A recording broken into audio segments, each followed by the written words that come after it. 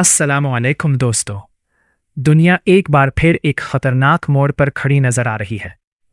America और Iran के दरमियान बढ़ती हुई कशीदगी ने न सिर्फ मशरिक़ वुस्ता बल्कि पूरी दुनिया में तशवीश की लहर दौड़ा दी है। हालिया फौजी कार्रवाइयों और सख्त बयानात के बाद ये सवाल हर जबान पर है कि क्या एक नई जंग शुरू होने वाली है। ईरान का कहना है कि सिफारतकारी अब बेसूद साबित हो चुकी है, जबकि अमेरिका अपने इक़दामात को खित्ते में अपने मफादात और इत्तेहादियों के तहफ़्फ़ुज़ के लिए ज़रूरी करार दे रहा है। दोनों ममालिक के दरमियान एतमाद की कमी मुसलसल बढ़ रही है और यही सूरत हाल आलमी अमन के लिए एक बड़ा ख़तरा बन सकती है। दोस्तों, जंग कभी सिर्फ दो मुल्कों तक महदूद नहीं रहती। अगर ये कशीदगी मज़ीद बढ़ी तो इसके असरात इराक़, शाम, लिबनान और यमन समेत पूरे खित्ते पर पड़ सकते हैं। इसके अलावा आलमी मईशत भी शदीद मुतासिर हो सकती है।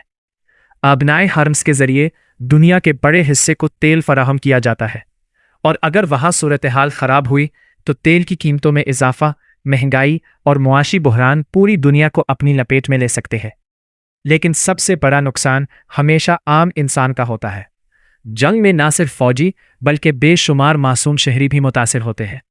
बच्चे तालीम से महरूम हो जाते हैं, ख़ानदान बिखर जाते हैं और लाखों लोग अपने घरों से बेघर होने पर मजबूर हो जाते हैं। यही वो तल्ख़ हकीकत है जिसे अक्सर सियासी बहसों में नज़रअंदाज कर दिया जाता है। तारीख़ हमें यह सबक देती है कि जंग किसी मसले का मुस्तकिल हल नहीं होती। ताकत का इस्तेमाल वक्ती नताइज तो दे सकता है, मगर पायदार अमन सिर्फ मुज़ाकरात, एतमाद और सिफारतकारी के ज़रिए ही मुमकिन है। आपके ख़याल में क्या अमेरिका और ईरान के दरमियान कशीदगी मज़ीद बढ़ेगी या दोनों ममालिक दोबारा मुज़ाकरात की मेज़ पर आएंगे? अपनी राय ज़रूर कमेंट्स में लिखें।